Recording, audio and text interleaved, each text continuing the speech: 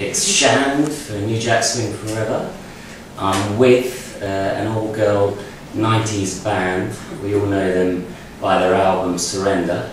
Some consider it as most probably the best album of its genre in the 90s. It's Cut Close, everyone.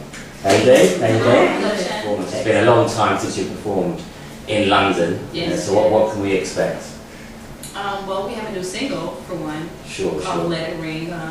That's going to be released on our second LP, or our sophomore album, as us United States people would say. Sure. And we're just, some serious energy, and happy to be back in London. It's about time. So we would have liked to have been asked to come back a lot sooner, a lot more frequently, but we'll take what we can get. Well, we'll go back to when you first started off in the 90s. You were discovered by Keith Sweat. How did that connection come through? How did that collaboration come through there? We were working with a production team called HOP Productions, and they were also, as well as working with us, they were working with Keith on the Get Up On It album, on which we were introduced. And they let Keith hear some of our material, and he loved it, and he said, okay, come over and let's have an audition. And we did, and he said, I would love to sign you guys. And we didn't believe it at first. And but thankfully he did, and here we are. Baby, do you really want my love?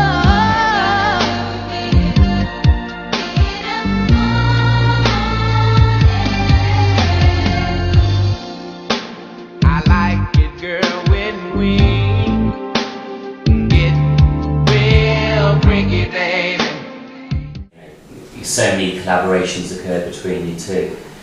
What was he like to work with? Oh, he was a great guy for one thing. Sure. Perfectionist, just always wanting everything just right. And we can understand that for being artists ourselves. So he was just really very patient with us since we were new and young. So, and anybody else have anything? Well, I mean, Keith, like you said, he's a serious perfectionist, and he wants everything done right. And it was countless hours, over and over and over and over and over and over and over again.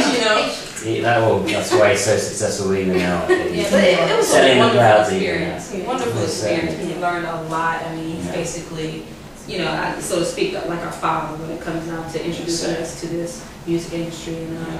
And we never knew, listening to him on the album or on his album when we were younger, that he would actually be our prodigy, that we would actually, come in contact with. Well, going back to the Surrender album, it was full of hits. I think I Like was the biggest hit on the album.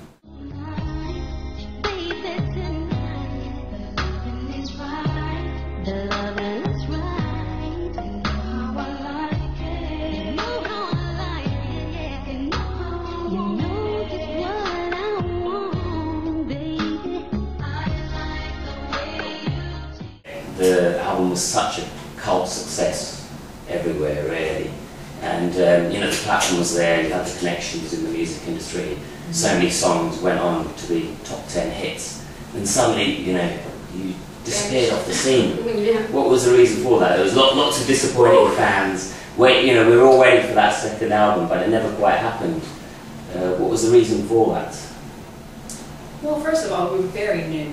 Sure. And we had a lot of pitfalls in not understanding how things worked, and we got frustrated a lot, and just learned a lot of lessons. And at some point, when you get to that kind of situation or that point in your career, you have to step back and reconform a few things and actually try and become better and see how you can become better. And so we just had to grow up and just become different individuals and try and take it again in a different kind of way. I think despite that, the album was so strong that you're still considered one of the strongest bands, R&B bands of the 90s. How tough was it to be, have such a good backing in that time when there were so many, say, girl group bands? We had like TLC were breaking records everywhere, Jade were out there, Escape, to say it was, but yet SWV as well. But you were still out there, if not at the top of the game. Was it tough to break through? Was there a lot of competition with the other bands at that time? Or? Maybe it's It competition. certainly all the was. time. But Yeah. we're such individuals, and I don't think anyone can duplicate what we can bring. Sure, sure. So it wasn't hard to stand out. So, And, you know, in this business, you just have to make your way as a group. sure, And I sure. think we did that. Unfortunately, you know, some new pitfalls, like I said, came into play, and we had to just take a break for a second. But we never lost connection, you know, and love between each other. And so it allowed us to be able to come back, you know, many years later and still have a wonderful effect and be able to give you something new in a, you know, broader sense in us growing up. Sure, sure. You certainly had your niche audience. Music's changed so much, and you're back in the limelight now. You mentioned earlier on your new album. So, how different is that new album going to be to that such distinctive Cut Close sound that we had?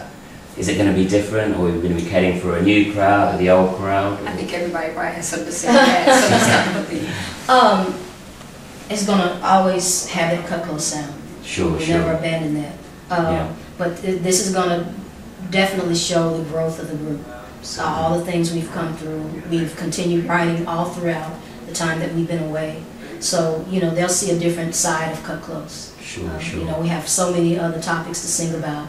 There's so many other things that have happened in our lives that we can't wait to share with Sure, our sure. audience. Well, we look forward to that new album, most certainly. We definitely look forward to your performance today. It's been a long time since we've had Cut Close in London, so I'm sure all your loyal fans will be there, and some new fans as well. Thanks very much for taking time out, and we look forward to seeing you in London again soon. Thank you very much. Thank you. Thanks.